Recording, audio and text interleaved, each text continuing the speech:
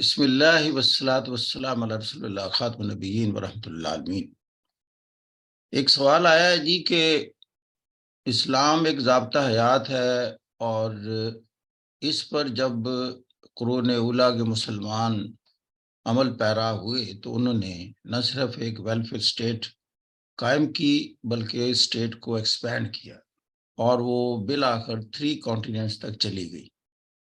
ایک تو جی یہ وجہ بتائیں کہ یہ زوال کا شکار کیوں ہوئی، اور موجودہ دور میں جب ہم سمجھتے ہیں کہ یہ سب سے اچھا پولیٹیکل، سوشل اور اکنامک ماڈل ہے، تو اس پر عمل کرتے ہوئے یہ کوئی ماڈل سٹیٹ کیوں نہیں قائم کر رہے یا کیوں نہیں کر سکتے؟ اگر ویسٹ نے ویلفیئر سٹیٹس قائم کی تو ان کا کیا میکانزم تھا، اور ہم میکانزم وہ اڈاپٹ کیوں نہیں کر پا رہے؟ اب یہ تھوڑا فلسافیکل اس کا آنسر ہے کہ اسلام جو اسٹیٹ قائم کرتا ہے، اور جو ویسٹ نے اسٹیٹ قائم کی، ویسٹ نے اس لیے نہیں کی کہ اللہ کا حکم ہے یا انہیں یہ ہدایات ریویل ہوئی، نو، ان کا میں بتاؤں گا کس میکانزم سے وہ انہی مسائل میں مبتلا تھے ڈارک ایجز میں، اور ان مسائل سے کیسے نکلے، اور ہم ان سے پہلے ایک الہامی ہدایات کی بنیاد پر عمل کر کے، جو کہ ہمارے آخری نبی پروفیٹ صلی اللہ علیہ وسلم نے کر کے دکھائی، خالق کائنات کی براہ راست ہدایات میں، ان پر عمل کر کے ان اصولوں پر اسٹیٹ کو وجود میں لائے، اور وہ ایک ویلفیئر اسٹیٹ تھی۔ پھر اسی کا پھیلاؤ ہوا خلفائے راشدین کے دور میں۔ اب بنیاد کیا تھی اس الہامی تعلیم کی، اور الہامی ہدایات کا فوکس کس بات پر تھا؟ وہ کیا تھا؟ وہ تھا کہ اپنی ذات سے بیونڈ جا کر معاشرہ، ملک اور دوسرے افراد کو پیش نظر رکھ کر قربانی دینی، یعنی نفس کی قربانی دینی۔ نفس ابھارتا ہے اپنی طرف مال و اسباب کو کھینچنے کے لیے۔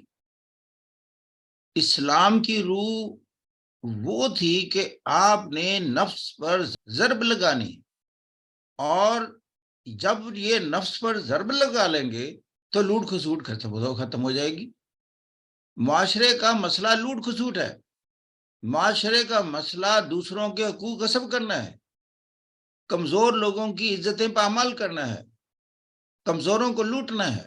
یہ ہے انسان کی صفت اور سرشت۔ اللہ تعالیٰ نے کہہ دیا کہ ایک تو آپ کے جو زمینی قوانین ہوں وہ سخت ہوں ان سے نمٹنے کے لیے کہ ایسے لوگوں کے، اور دوسرا ان کو بتا دیجئے کہ بالآخر میرے پاس آنا ہے اور میں نے حساب کرنا ہے۔ اس کو وہ حقوق العباد کہتا ہے۔ اب یہ وقت کے ساتھ ساتھ ہوا کیا؟ یہ نفس غالب آتا گیا، اور نفس کی قربانی جو تھی وہ محو ہوتی گئی، نیچے جاتی گئی، اور اس کا آہستہ آہستہ وجود ختم ہو گیا۔ حکمران کیا ہو گیا؟ نفس۔ جب نفس غالب ہوا تو پھر آپ نے دیکھا جو بھی مقتدر طبقات تھے انہوں نے معاشرے کو لوٹنا شروع کر دیا، اور جب معاشرے کو لوٹنا شروع کرتے ہیں تو معاشرہ سٹیٹ کا حصہ نہیں رہتا، معاشرہ خود سٹیٹ سے نالا ہو جاتا ہے اور سٹیٹ بکھر جاتی ہے، اور دوسری اقوام جو بیٹر ہوتی ہیں اس معاملے میں، ان میں کوہیژن ہوتا ہے، یونٹی ہوتی ہے، ملک و وطن کے لیے جان قربان کرنے والی ان میں صفت موجود ہوتی ہے، وہ ان پر غالب آ جاتے ہیں۔ ساری اسلامک سٹیٹس کا یوں شرازہ بکھر گیا۔ اس وقت بھی اگر کوئی مسلمان قوم اوپر نہیں اٹھ رہی، اس میں نفس غالب ہے۔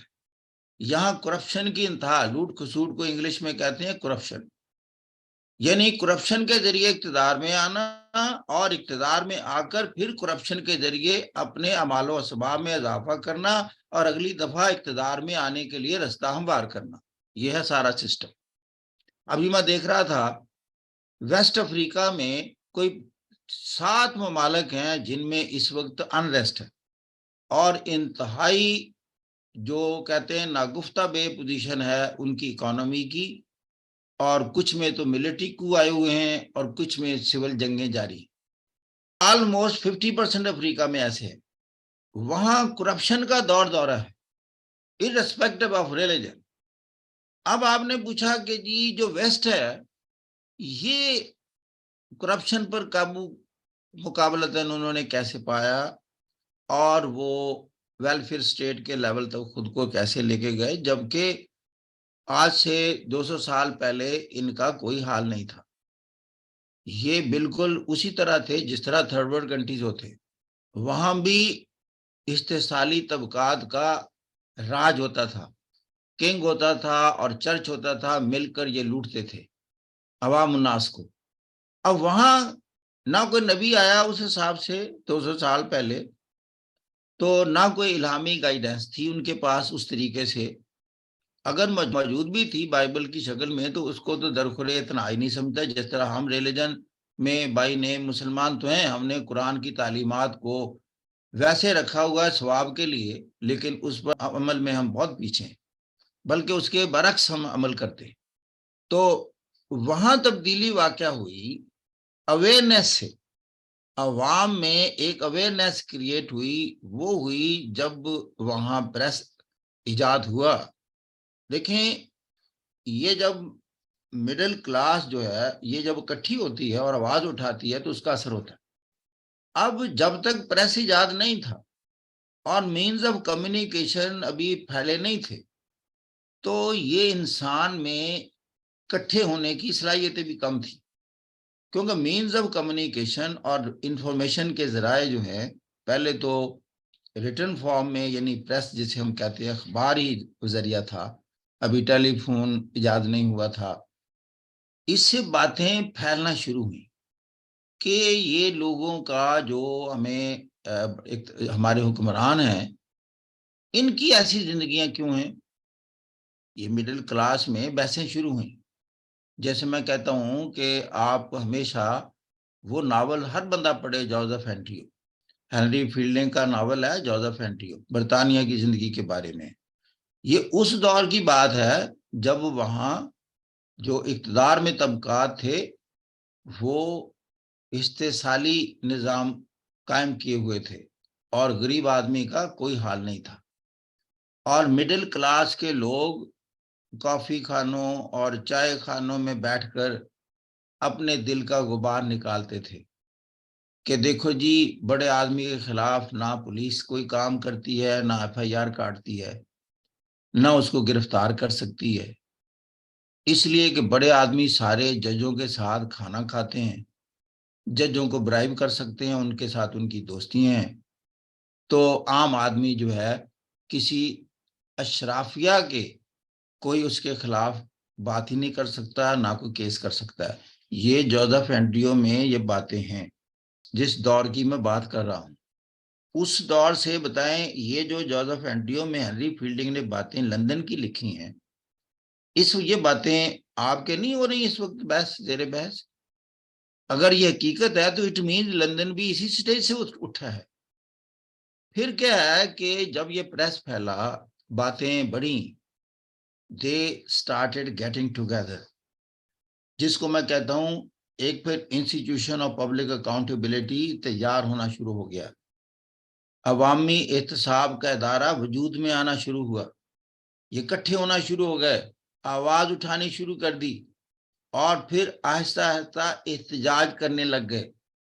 جب یہ احتجاج بڑے لیول پر پہنچا تو پھر جو ان پر حکمران تھے ان میں تبدیلی واقع ہوئی کہ ہمیں پوچھنے والے ہیں. ایک نو سینس کریٹ ہو جاتی ہے. اگر سارے شہر میں لوگ گلیوں سڑکوں پر احتجاج کر رہے ہوں تو آپ کا کیا حال ہے کہ حکمران پر کوئی اثر نہیں ہوتا. رائٹ ناؤ پاکستان یا پاکستان جیسے جتنے بھی ممالک ہیں، جب کسی کے ساتھ کوئی ایسا ظلم ہوتا ہے، آپ دیکھیں اگر اخبار میں، ٹیلی ویژن میں، سوشل میڈیا میں آواز اٹھے اور بات پھیل جائے تو حکمرانوں کو کچھ نہ کچھ کرنا پڑ جاتا ہے، جواب دینا پڑتا ہے. اگر جب نہیں پوچھتے تھے نہیں کوئی اٹھتی تھی، جہاں گینگ ریپ بھی ہوتے تھے عورتیں بیچاری چپ کر جاتی تھی کہ مجھے کس نے پوچھنا ہے. اس کے ساتھ یہ اسالٹ ہوتا تھا اور خاموش ہو جاتی تھی کہ میری مزید جو ابھی اس کو بلکہ چھپا لو بات کو اگر زندہ رہنا ہے. پھر ایک وقت آیا کہ عورت نے سوچا اس طرح تو میں انکریج کر رہی ہوں کہ یہ واقعات اس کا ٹھیک ہے، یہ شرم کے مارے نہیں کچھ کہے گی تو یہ کام چلنے دو. پھر یہ ہوا کہ انہوں نے کہا کہ اس بات کو چھپانا نہیں ہے، عام کرو اس بات کو. یہ می ٹو موومنٹ کیا ہے؟ بوڑھی عورتوں نے بھی می ٹو موومنٹ میں حصہ لیا کہ جب آج سے 40 سال پہلے میں جوان تھی میرے ساتھ بھی ایسے ہوا. اس وقت کیوں نہیں بولی تھی؟ اس لیے نہیں بولی تھی، شرم کے مارے نہیں بولی تھی.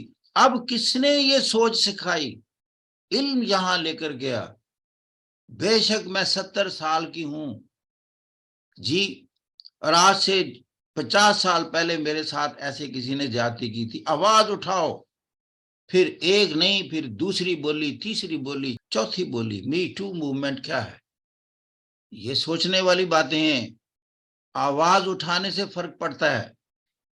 تو یہ چیزیں ویسٹ میں پھر آیا کہ پھر قانون بنے سخت، پھر گرفت شروع ہوئی اشرافیہ کی پہلی دفعہ. پھر حکومت بھی کہتی ہے اگر ہم کسی نہ کسی طریقے سے آپ کو بچا لیں لیکن آئندہ یہ نہ کیجئے، عوام کے اس سیلاب کو ہم نہیں روک سکیں گے. اور جب یہ سیلاب بڑھ جاتا ہے تو آپ کو پتا ہے سیلاب بند بھی توڑ دیتا ہے، شہروں کو بہا کر لے جاتا ہے، اور پھر عوام الناس کا سیلاب حکومتوں کو بہا کر لے کے جاتا ہے. یہ چیزیں ہوتی ہیں. عوامی احتساب کا ادارہ، وہاں پھر تعلیم نے ان کو اکٹھے کیا، عورتوں کو کیا، مردوں کو کیا، غربا کو کیا، متوسط طبقات کو کیا. جب آوازیں اٹھائیں تو پھر جمہوریت وجود میں آتی ہے. پہلے کنگڈمز تھیں، بادشاہ تھے. اگر آپ کو یقین نہیں آتا کہ بادشاہ تھے تو ریمننٹ دیکھیں. بکنگم پیلس برطانیہ میں ریمننٹس موجود ہیں، اس کے رکھے ہوئے ہیں نشانے کے طور پر. یہ تھی کوئین ہوتی اس وقت. اس وقت بھی کوئین تھی جب جوزف ہینری وہ لکھ رہا تھا، ہینری فیلڈنگ یہ ناول لکھ رہا تھا. لیکن اس وقت عوام الناس کی حکومت نہیں تھی. عوام الناس کی حکومت اب آئی ہے. اب اس کو ایک نشانی کے طور پر رکھا ہوا ہے.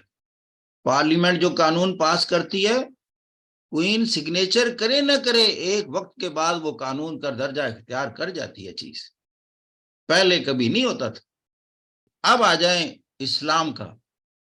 مسلمان ممالک ہیں، ہمیں ہدایت ہیں نفس کے خلاف چلو، لوٹ کھسوٹ بند کرو. ہم نے چھوڑ دیا کہ اللہ کی ہدایت تھی. دوسری ہمیں چینج لانا تھا سوسائٹی نے جو ویسٹ میں آئی ہے کہ معاشرہ حکمرانوں کو مجبور کرے ڈیلیور کرنے کے لیے. ابھی ہمارا معاشرہ میں بتاؤں جیسے میں نے سٹارٹ میں عرض کیا جوزف اینڈریو کی سطح پر ہے. اس لیے تھرڈ ورلڈ کے معاشرے میں کرمینل ایلیٹ جو ہے ان کا راج ہے. اب جو ان میں شعور آتا جا رہا ہے، اب مینز آف کمیونیکیشن پہلے سے بہت زیادہ بڑھ گئے ہیں. اب تو آپ دیکھیں سوشل میڈیا ایک بہت بڑی تبدیلی کا سبب بن گیا، کیونکہ تھرڈ ورلڈ کنٹریز کے معاشروں میں جو نیشنل ٹیلی ویژن نیٹ ورک ہے اس کو تو یہ کنٹرول کر لیتے ہیں. لیکن سوشل میڈیا ایک ایسی چیز آ گئی، دعائیں دیں یوٹیوب والوں کو اور فیس بک والوں کو اور فیس بک یہ واٹس ایپ والوں کو، کافروں کو دعائیں دیں جن پر پابندی ان سے نہیں لگ سکی. ورنہ ان کے جی میں آئے تو جو ان کے مالک ہیں یوٹیوب کے اور فیس بک کے اور واٹس ایپ کے، ان کو کہیں کہ پاکستان میں یا پاکستان جیسے اور ممالک ہیں یہاں یہ سروس بند کر دو. وہ اس لیے بھی نہیں کہہ سکتے کہ ان کا نظام اس کے بغیر نہیں چل سکتا. لہذا پھر رزلٹ کیا ہوتا ہے جب پھر بے بسی ہوتی ہے کہ آپ کچھ نہیں کر پاتے، پھر ان طاقتور لوگوں کو اپنی ذات میں تبدیلی لانی پڑتی ہے. یعنی نفس کے تحت جو کر رہے ہوتے ہیں ان کی بجائے عوام کا ذہن، عوام کے جذبات اور عوام الناس کی جو رائے پھر وہ مقدم ٹھہرتی ہے، پھر قانون کی حکمرانی آتی ہے. ورنہ نفس کی حکمرانی ہوتی ہے. حکمرانی کا جو میں نے آج نقشہ کھینچا ہے یہ کیا نکلی؟ نفس کی حکمرانی یا معاشرے کے غالب طبقات کی حکمرانی، یعنی عوام الناس کی، جسے ہم ڈیموکریٹک پاور کہتے ہیں، کیونکہ اسی کا مقابلہ ہوتا ہے اور اس کا وقت لگنا ہے، کبھی یہ اوور نائٹ تبدیلی نہیں آتی۔ ابھی آپ دیکھیں گے پاکستان میں وقت لگے گا، ایک وقت لگے گا، اس کے بعد یہاں رول آف لا آنا ہے، یہاں استحصال ختم ہونا ہے، اور کرپشن بھی اسی طرح ختم ہونی ہے جس طرح ویسٹ میں آئی، پھر ڈیموکریسی اور اکانومی اسی طرح یہاں سٹیبل ہو جانی ہے جس طرح ویسٹ میں یہ سٹیبل ہوئی ہے۔ وہاں جمہوریت بھی سٹیبل ہے اور وہاں اکانومی بھی سٹیبل ہے، اکا دکا واقعات ہوتے ہیں ان کو وہ درست کر لیتے ہیں، کیونکہ ابھی بھی ریمننٹس تو موجود ہیں، ابھی وہ اپنی اچھائی کی انتہاؤں تک نہیں پہنچے، ابھی بھی وہاں نفس کے غلام موجود ہیں، جس کی وجہ سے کبھی کبھی وہ اکنامک ٹرمائل میں چلے جاتے، ایون پولیٹیکل کرائسس بھی ٹو سم ایکسٹینٹ ڈیولپ ہو جاتا ہے، کبھی کبھی ڈسکریمنیٹو آئیڈیاز بھی جنم لے لیتے، زینوفوبک آئیڈیاز، کبھی کالے گورے کے امتیازات بھی سر اٹھاتے ہیں ابھی، کیونکہ سفر تو شروع ہوا تھا سلیوری سے، تو جو سلیوری سے سفر شروع ہوا تھا اس کو مکمل طور پر ختم ہونے میں تھوڑا وقت لگے گا۔ اب سلیب آزاد ہیں، قانون میں ایکول رائٹس میسر ہیں، لیکن کالے رنگ کے بارے میں تھوڑی سی نفرت ابھی اس کا وجود ہے، لیکن بہت حد تک تبدیلی آ چکی ہے۔ جب یہ امریکہ میں سلیوری قانون کا درجہ رکھتی تھی، کوئی تصور کر سکتا تھا کہ اوباما جیسا شخص کوئی ملک کا پریزیڈنٹ ہو جائے، یا ساؤتھ افریقہ میں پرائم منسٹر جو ہے وہ کالوں میں سے ہو جائے؟ جب یہ اپارتھائڈ تھا، قانون میں تھا کہ کالا جو ہے وہ تو انسان ہی نہیں ہے، نیلسن منڈیلا سے پہلے یہ گراؤنڈ ریالٹیز ہیں، تو وہ بھی انسٹیٹیوشن آف پبلک اکاؤنٹیبلٹی سے اس نے شکست کھائی ہے اپارتھائڈ نے۔ نیلسن منڈیلا جب اکیلا تھا تو اس کو تو جیل میں دے دیا، لیکن جب سارے کالے سڑکوں پر آ گئے تو پھر کتنی جیلیں بناتے، پھر جیل ختم ہو گئے، کالے حکمران ہو گئے۔ 26 سال لگے کالوں کو سوچنے میں، یہ نیلسن منڈیلا 26 سال میں ہمارے لیے بول رہا تھا تو اندر ہے، ہم چپ کر کے بیٹھے ہوئے، پھر جب سارے سڑکوں پر آ گئے تو اب یہ جیلیں ناکافی ہو گئی، یوں اقتدار ملتا ہے۔ میں کہتا ہوں یہ پاکستان کیا، دنیا کے انتہائی پسماندہ ترین ملکوں نے بھی ترقی کرنی ہے اور ان شکل سے آزادی حاصل کرنی ہے، زنجیروں سے نکلنا ہے، خواہ وہ مالی، چاڈ اور صومالیہ جیسے ملک ہوں یا برکینا فاسو جیسے ملک ہوں، بنانا ریپبلک ہوں، یہ ایک وقت آئے گا ڈیموکریٹیکلی اکنامکلی سٹیبل ہوں گے، اس لیے کہ تاریخ کے یہ درس ہیں۔